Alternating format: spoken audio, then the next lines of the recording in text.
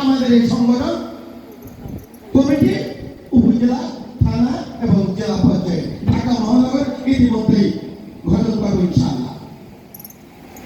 আমি আপনাদেরকে এই প্রতিশ্রুতি দিচ্ছি, আমাদের সমাজ কল্যাণ সোসাইটি কারো কোনো অর্থ লোভ করে নয়, কিন্তু এই সম্প্রদায়কে স্বাস্থ্য, বাসস্থান এবং তার কর্ম পরিধির বৃদ্ধির লক্ষ্যে অর্থনৈতিক সহযোগিতা এবং তাদের বাচ্চা কাচ্চা ছেলে মেয়ে শিক্ষা, বাসস্থান এবং স্বাস্থ্যসেবা ইনশাআল্লাহ দিয়ে যাব।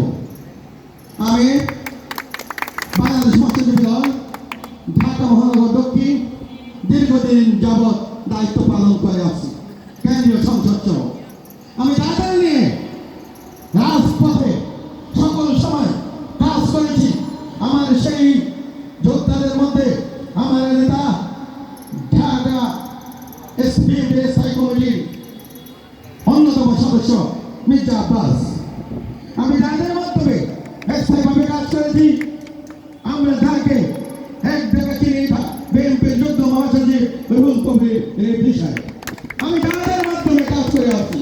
তাদের মধ্যে একটি পরিবার আছে ঢাকার আমান, জননেতা আমানুল্লাহ আমান, তার মাধ্যমে আমি কাজ করে আছি।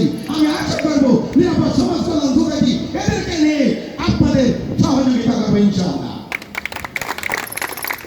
আমি আমার নেতা, আমার দলের নেতা, মৎস্যজীবী দল মাঠে ঘাটে যার অবদান, যে কর্মী বান্ধব নেতা, যাকে আমরা উপাধি দিয়েছি, সেই নব্বইয়ের বীর যোদ্ধা, ঢাকা বিশ্ববিদ্যালয়ের মেধাবী ছাত্র, সেই ইটালি প্রবাসী, ঢাকালীন অবসর সাধারণ সম্পাদক এবং বাংলাদেশের যে আমার দলের দায়িত্বভার গ্রহণ করেছে, যেই মৎস্যজীবী দল প্রত্যেকে